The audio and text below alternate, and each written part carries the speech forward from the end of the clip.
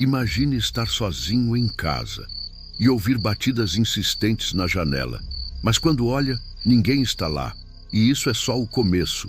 Hoje você vai conhecer 3 histórias reais e aterrorizantes em que alguém ou alguma coisa estava do lado de fora, observando.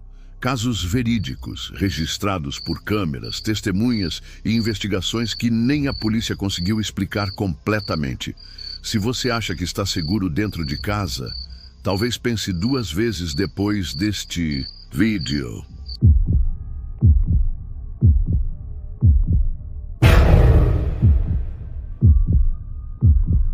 Meu nome é Emily e essa história aconteceu quando eu tinha 17 anos. Meus pais viajaram por um final de semana e me deixaram sozinha em casa pela primeira vez. Era uma casa simples, em um bairro tranquilo, cercada por quintais arborizados e vizinhos silenciosos. A primeira noite foi normal. Eu comi pizza, assisti a filmes e dormi tarde. Nenhum barulho, nenhuma preocupação. Mas foi na segunda noite que as coisas começaram a mudar. Por volta das 2 da manhã, acordei com um som estranho vindo do quintal.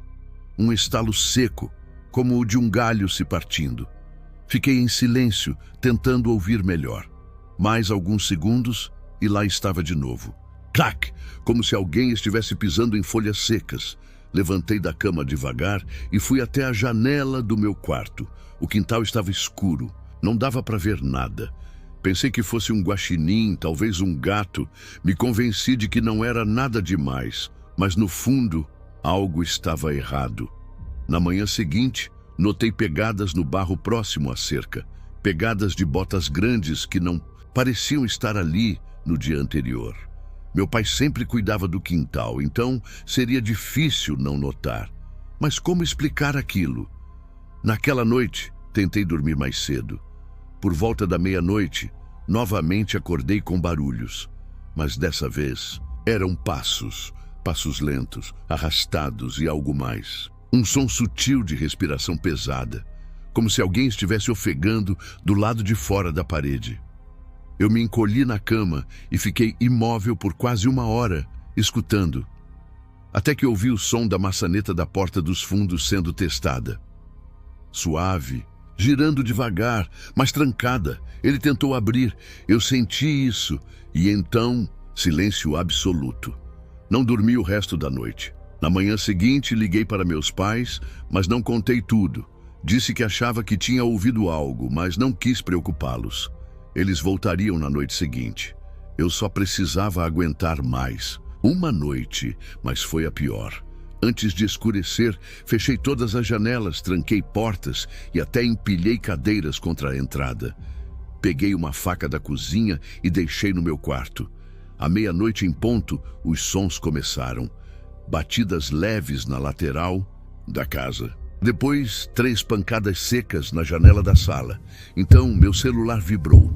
Uma mensagem de número desconhecido. Só dizia: bonita casa, luzes apagadas, mas alguém acordada.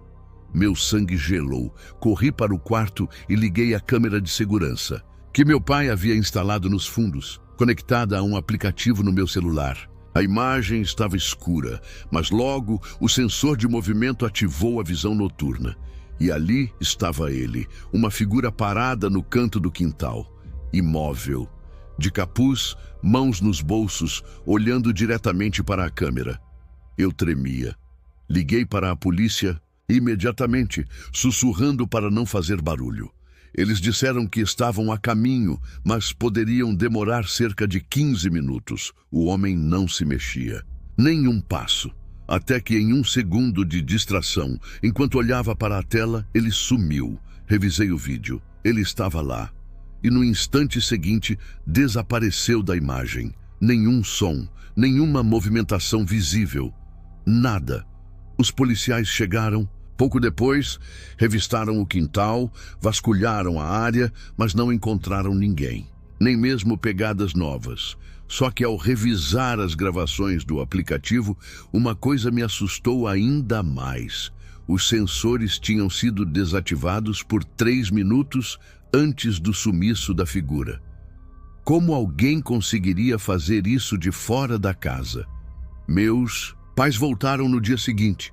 Mostrei tudo. Chamaram uma equipe de segurança para avaliar o sistema, mas não havia sinal de falha. O técnico sugeriu que talvez tenha sido um erro temporário no servidor, mas não parecia algo aleatório. Nas semanas seguintes, outros vizinhos começaram a relatar coisas parecidas, barulhos estranhos, movimentações nos quintais. Alguns instalaram luzes com sensores, outros colocaram cercas mais altas. Ninguém chegou a ver o rosto dele.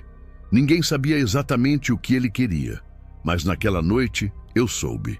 Antes de dormir, decidi ver as imagens uma última vez. Reparei que por um breve momento, quando a figura sumiu, havia um reflexo na vidraça da cozinha. Um reflexo de dentro para fora. Como se alguém tivesse passado dentro da casa, entre mim e a janela. Foi a última noite que dormi naquele quarto. Os policiais foram educados, mas visivelmente céticos. Disseram que poderiam ter sido brincadeiras de mau gosto, ou talvez alguém perdido, embora, a essa hora da noite, no fundo de um quintal residencial, isso soasse absurdo. Um dos oficiais perguntou se eu tinha inimigos, alguém que pudesse querer me assustar. Eu só balancei a cabeça, sem saber o que responder. Eu era uma adolescente comum, sem conflitos, sem ex-namorados malucos, nada. Enquanto eles caminhavam pelo quintal com lanternas, percebi como aquele espaço familiar parecia agora outro lugar.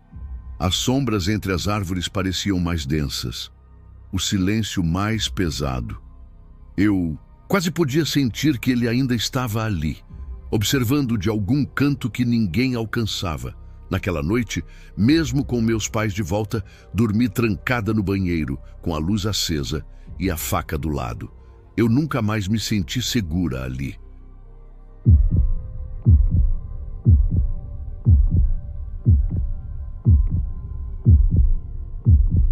Era para ser um fim de semana tranquilo. Apenas eu e minha namorada, Lara, acampando longe da cidade, desligados de tudo. Celular no modo avião, barraca montada sob as estrelas. Escolhemos um local conhecido por ser seguro, com uma trilha demarcada e poucas pessoas. Silêncio, natureza, céu limpo. Parecia perfeito. Chegamos numa sexta-feira perto do fim da tarde. Montamos acampamento perto de um pequeno riacho, cercado por árvores altas e grossas. Estávamos a uns 2 quilômetros da estrada principal e mais ninguém parecia estar por perto. Na primeira noite, o som dos grilos e da água correndo era quase hipnótico. Conversamos até tarde, rimos, contamos histórias. Foi uma das noites mais relaxantes que eu já vivi. Mas no dia seguinte, algo começou a mudar. Por volta das 5 da manhã, Lara me acordou. Ela disse que tinha ouvido passos do lado de fora da barraca. Achei que fosse um animal, talvez um cervo, um guaxinim, algo comum por ali. Mas havia algo no olhar dela. Ela estava assustada de verdade. Ficamos em silêncio, tentando escutar. Nada. Saímos para verificar e o chão ao redor estava úmido por causa do sereno. Foi então que notei marcas leves, como pegadas humanas. Não nítidas, mas longas e espaçadas, como se alguém tivesse passado correndo. Pode ter sido um guarda florestal, sugeri, mas no fundo sabia que isso não fazia sentido. Guardas não andam por ali à noite, no escuro, sem lanternas ou sem anunciar presença. Passamos o dia caminhando, tentando deixar aquilo para trás. Mas Lara estava inquieta, olhando para os lados o tempo todo.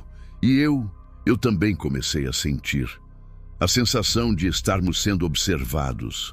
Na segunda noite tudo desmoronou. Já era tarde, talvez meia-noite, quando ouvimos o primeiro som. Não era um animal, era algo humano. Um assovio curto vindo do meio da floresta. Um som frio, calculado. E logo depois, passos, pausados, lentos. A barraca parecia encolher ao nosso redor. Lara apertou minha mão com tanta força que tremia. Peguei minha lanterna e abri um rasgo na lona para espiar. E ali, entre as árvores, estava ele, uma figura parada, alta, de capuz. Não dava para ver o rosto, não fazia nada. Apenas observava. Do outro lado da clareira, como se esperasse algo. Fiquei imóvel. A luz da lanterna tremia na minha mão. Lara sussurrava para sairmos dali, mas eu não sabia para onde correr. Estávamos cercados por mata e escuridão. Então, ele deu um passo à frente. Só um. Lento, firme. Fechei a lona rapidamente. Aumentei o zíper da barraca, como se isso pudesse nos proteger. Ficamos ali, imóveis, em silêncio absoluto. Os sons cessaram e a noite ficou morta. Nem o riacho, nem os grilos. Nada. Um silêncio tão pesado que eu sentia os batimentos do meu coração nos ouvidos. Não conseguimos dormir. Ficamos abraçados, esperando o dia nascer. Ao amanhecer, abrimos a barraca devagar. Nada por perto, mas algo havia mudado. No tronco da árvore mais próxima, alguém tinha pregado um bilhete, amassado, sujo, molhado, escrito à mão com letra tremida. Vocês foram sorteados hoje. Minha garganta secou. Lara começou a chorar. Era real. Aquilo não era imaginação, nem paranoia. Alguém estava nos observando de perto durante a noite. Alguém chegou perto o bastante para deixar uma mensagem e sumir sem deixar vestígios. Jogamos tudo no carro. Nem desmontamos a barraca direito. Só jogamos dentro do porta-malas e dirigimos de volta para a cidade sem olhar para trás. Na delegacia, fizemos um boletim de ocorrência. Os policiais foram respeitosos, mas se limitaram a anotar tudo. Disseram que a floresta era grande e que, sem uma imagem, uma placa ou um rosto, não havia muito o que fazer. Perguntaram se tínhamos inimigos, se tínhamos brigado com alguém recentemente. A resposta foi a mesma de sempre. Não. Éramos só um casal comum. Queríamos só um fim de semana em paz. Mas recebemos outra coisa.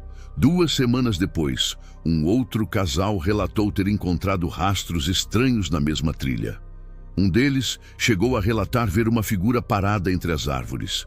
Ninguém foi ferido, nada foi roubado, mas o medo ficou. Até hoje, sempre que passamos por uma floresta, eu olho para os galhos, para as sombras e me pergunto se ele ainda está lá, esperando, porque algumas pessoas não querem assaltar, nem atacar. Elas só querem assistir, de perto, em silêncio. Na floresta não há portas para trancar, mas e quando o terror chega até sua casa, invade sua rotina e aparece no visor do seu celular? A próxima história é sobre uma mulher que começou a receber ligações durante a madrugada, ligação após ligação, até que do outro lado da linha, uma voz sussurrou: "Ele está na varanda."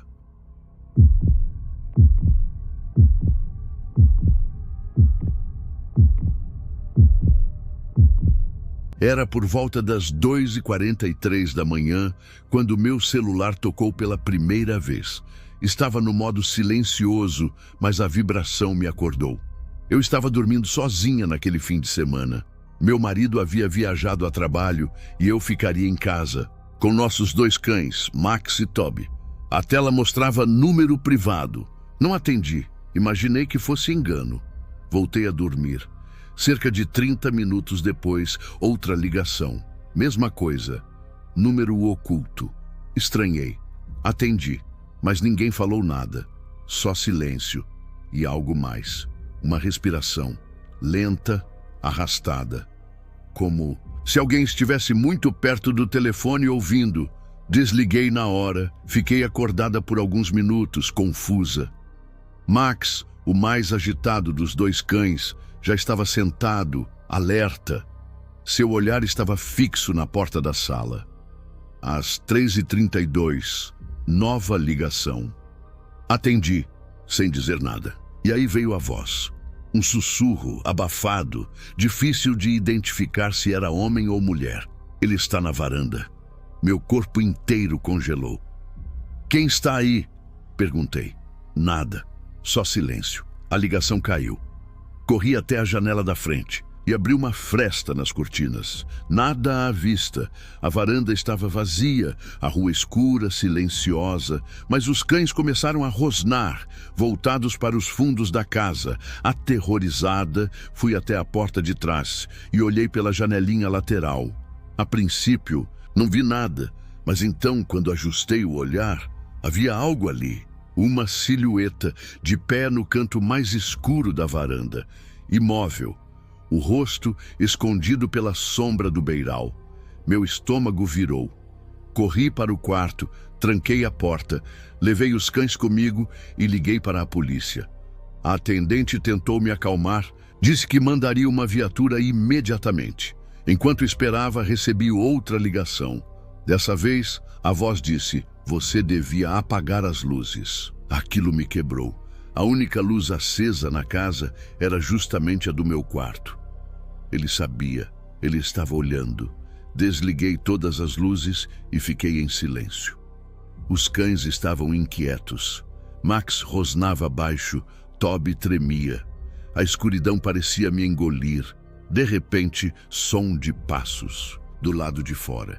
Devagar, arrastados, como se alguém estivesse dando voltas ao redor da casa. E depois, batidas. 3 toques leves na porta da frente, como uma visita educada.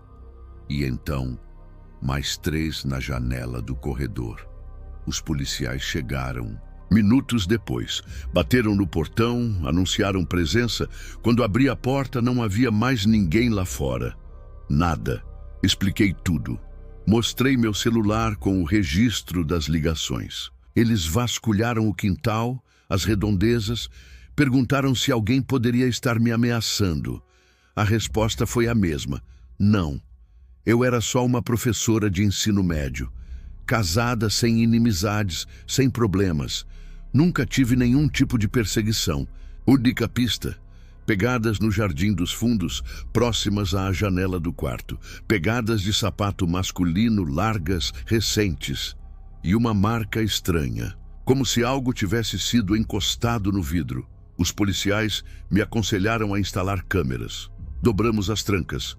Meu marido voltou no dia seguinte, mas não acabou ali. Nos dias seguintes, recebi outras ligações, sempre de madrugada. Sempre, do mesmo número privado. Algumas vezes, a respiração, outras, frases curtas. Você deixou a janela aberta. Gostei da sua blusa vermelha. O que tem na gaveta de cima? Ele conhecia a casa, os cômodos, as rotinas. E isso me deixou à beira da loucura. Instalamos um sistema de segurança. Colocamos sensores nas janelas, câmeras em todos os ângulos da casa, iluminação externa com sensor de movimento. Mas ele nunca foi visto. A polícia tentou rastrear as ligações, mas todas vinham de sinais roteados, vozes distorcidas. Parecia alguém que sabia exatamente o que fazia. Uma noite, enquanto assistíamos TV, as luzes externas acenderam.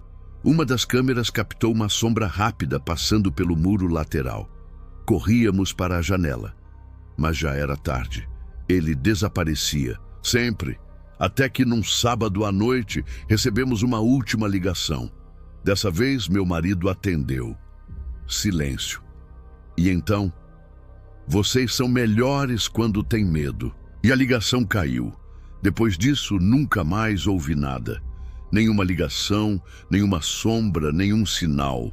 Mas até hoje, dormimos com todas as luzes acesas. Depois daquela última ligação, vocês são melhores quando têm medo. O silêncio que se seguiu foi pior do que qualquer barulho. Era como se a ameaça tivesse sumido, mas não por desistência, e sim porque já tinha conseguido o que queria. Passamos as semanas seguintes em constante estado de alerta. Qualquer rangido da casa fazia nossos corações dispararem. O alarme disparou 2 vezes sem explicação. E cada falha no sinal das câmeras nos fazia revirar toda a casa. Comecei a desenvolver insônia severa. Dormia no máximo 2 horas por noite. Me peguei instalando trancas até nas portas internas. Cheguei a empilhar móveis na frente da porta do quarto, como se isso pudesse impedir alguém de entrar. Também me afastei do trabalho. As pessoas notavam minha mudança, meu olhar perdido, minhas respostas automáticas. Mas como explicar que o medo não tinha forma, nem rosto, só uma presença constante? Meu marido, sempre racional, começou a se culpar por ter deixado a casa sozinha naquele fim de semana. E isso criou uma distância entre nós. O medo não só nos vigiava, ele nos corroía por dentro. Um dia, o porteiro de um prédio vizinho nos chamou para mostrar algo estranho. Uma figura encapuzada havia sido vista rondando a rua de madrugada sem fazer nada. Parava, observava as janelas. Depois desaparecia na esquina. O rosto nunca era visível. A polícia nos informou que não podiam fazer nada sem provas concretas. E, de fato, nenhuma invasão real havia ocorrido. Nenhum crime físico. Apenas medo. E, ao que parecia, era isso que ele queria. Vivemos até hoje com a sensação de que fomos escolhidos por um motivo que nunca entenderemos.